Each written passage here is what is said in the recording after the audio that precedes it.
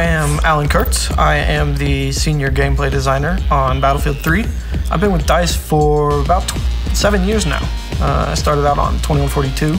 I've also worked on both the Bad Company series, and Battlefield 3 is my first big, real Battlefield game.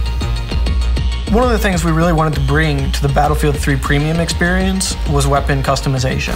We looked at what was missing from our weapon customization and we said, we want camouflage. We want weapon camos that our premium players can use on the battlefield, show off, show that they're dedicated Battlefield players. So we have brought the F2000, the Peschneg, the L96 sniper rifle, and the Scar H carbine, and we have brought you some weapon camos that you can unlock through assignments. We think it'll let premium users really stand out on the battlefield. In close quarters, you're getting 10 new guns. 6 of those are really focused on the close quarters experience, and 4 of them are weapons that each kit can take back to the greater battlefield and have a new experience with.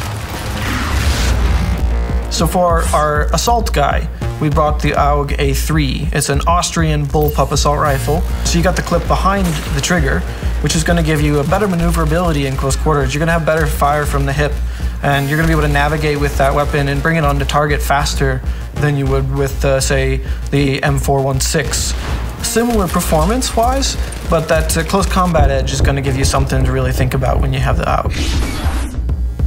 For the engineer, we've got an Israeli bullpup. It's called the MTAR. It's a super short version of the Israeli assault rifle called the TAR-21. Super high rate of fire, a higher rate of fire than the engineer has seen before. Not super accurate because it's so short.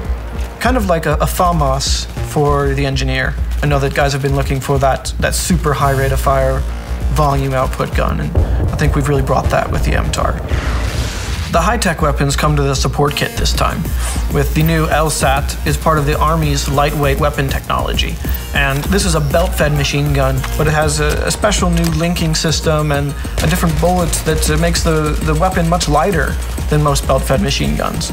So it doesn't have a super top rate of fire, but it has a really good mobility, and it's kind of a nice blend between an M27 and an M249. Something that sits in the middle that you can use in close quarters, but you can put a bipod on it and hit some long range if you need to, and something that I think really fits in between those two.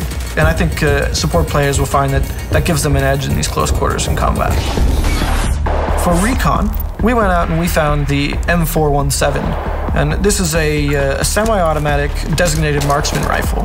The 20-round magazine, which is a bigger magazine that's been available, with also the big hard-hitting round from the Mark 11 with the 7.62 NATO round.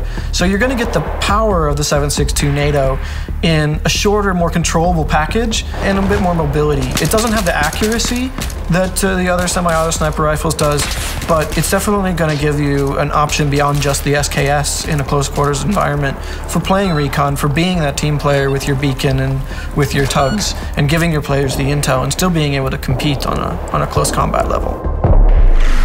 When we look at weapons, we've got the ones that are class specific, but we also always have some all-kit weapons. Our PDWs, our shotguns. And we looked at our personal defense weapons and we realized we didn't have something that was hard-hitting up close with a good rate of fire. So we looked at the M5K. It doesn't have a very big clip, but it fires a powerful 9mm round. It's kind of a spray gun, not super accurate, but great mobility, super short. It's got the foregrip on the front for some great controllability, and basically just lets a player get in close, hit hard, no range at all, but basically lets anybody kind of be that ultimate close quarter specialist with this gun. Then we looked at the flip side, which is the shotguns. We wanted to bring back a pump shotgun that people could say, this is a combat pump shotgun. So we have brought over the SPOS 12. It's really an accurate pump shotgun. It's got a tight spread. You got to really get in close with it or be real accurate with it to get the full effect of it. It's a little bit of a blend of the speed of a semi-auto with a nice tight choke on the shotgun. Your pellets are going to land together, and I think we'll find players are going to really enjoy the new aspect of the SPOS 12 when it comes into their close quarters combat.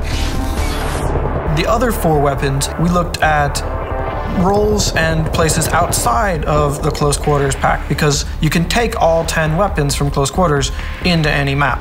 and that's been really important for us. So on the Assault kit, we've brought over the SCAR L, and this brings a super popular SCAR platform from the Engineer over to the Assault side.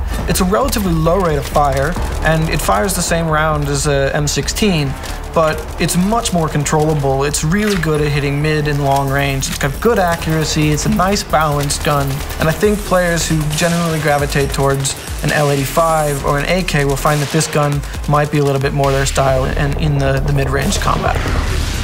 For the Engineer, we've got the ACW-R, which is an American assault rifle. It's pretty popular today with the Special Forces, and we've done it up differently here. We're bringing the 6.5mm round, and this is a Special Forces round specifically developed for short-barreled rifles, for getting out there and giving a bit more impact at range than the 5.56 round typically does. So your ACW-R isn't going to be quite as good up close as most carbines, but it's going to give you a bit more range, and it's going to give you a bit more controllability than the SCAR H, which is our long-range carbine today. So I think it'll fit into a niche where some players have been complaining that they don't quite have what it takes at distance with a carbine, while giving them a trade-off that still makes it a balanced gun. Recon has always been about long range. We knew we had to bring in something bolt action that players were really going to be able to say, this is a new bolt action gun, it's something I haven't seen before, something unique. So we went out and looked, and we found the J&G 90. This is actually a Turkish rifle, renowned for its accuracy, one of the most accurate sniper rifles in the whole world. We think that players, when they get their hands on this, will be making those long-range headshots and really pulling down some marksman bonus with this one. Finally, for support, we've got the L86 LSW. That stands for Light Support Weapon. This is the British Army's light support weapon. It's a clip-based weapon. It's got about 42 rounds or so in the magazine, similar to an RPK or an M27, except this one's bullpup. This is the big brother of the L85 for the assault class. Super accurate, great on a bipod, but also has some mobility bonuses, so it'll let it double up in the close quarters environment, especially if you slap a laser sight on there or a foregrip, and you can really get a nice, good, accurate close combat light support weapon. I think players who like the L85 will find a support weapon that they can really go to in the L86.